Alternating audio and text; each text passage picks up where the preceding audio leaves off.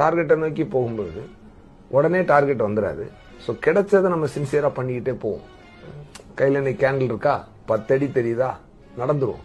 Torch light வரட்டும் நடப்போம்னா ஊர் போய் சேர முடியாது. எதுக்கு எடுத்தாலும் குறை குறை குறை குறை, இது நல்லா இல்ல, அது சரியில்லை, இது கிடைக்கல, என்கிட்ட காசு இல்லைன்னு போது எனக்கும் லைஃப் ரொம்ப மிசரபிளா தான் இருந்தது. இப்பெல்லாம் காசு இல்லைன்னு சொல்ல கூடாதுன்னு நான் ரொம்ப குறியா இருப்பேன். ஏன்னா இல்லைன்னு சொல்லும் போது என்கிட்ட வரவே இல்லை.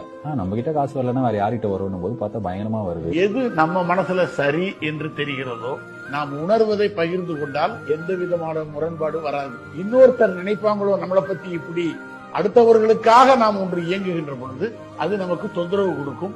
இப்ப தொந்தரவு கொடுக்கலன்னா கொஞ்ச நாள் கழிச்சு தொந்தரவு கொடுக்கும். இன்னும் செய்யணும், இன்னும் போகணும், இன்னும் போக வேண்டிய தூரம் இருக்கு நினைச்சுக்கிட்டே போய்கிட்டு இருந்தாதான் போய்கிட்டே இருக்க முடியும். நான் இதை பண்ணிட்டேன் செஞ்சுட்டேன் அப்படின்னு நினைச்சிட்டோம்னாக்க அந்த இடத்தில் நம்முடைய பயணம் முடிந்து விடும். ஃபெயிலியர்ல தான் நம்ம யாரும் நம்ம ஆக்சுவலா தெரிஞ்சுக்கிறோம். சக்சஸ் நோக்கி மட்டுமே சொல்லிக் கொடுப்பாங்க ஸ்கூல்ல. பட் ஃபெயிலியரை ஹேண்டில் பண்ற சொல்லிக் கொடுக்கறது ரொம்ப ரொம்ப அவசியம். அங்கதான் நம்ம யாருன்னு தெரிஞ்சுக்கிறோம். அங்கதான் நம்ம நிறைய கத்துக்கிறோம். அங்கதான் நம்ம இன்னும் ஸ்ட்ராங் ஆகிறோம்.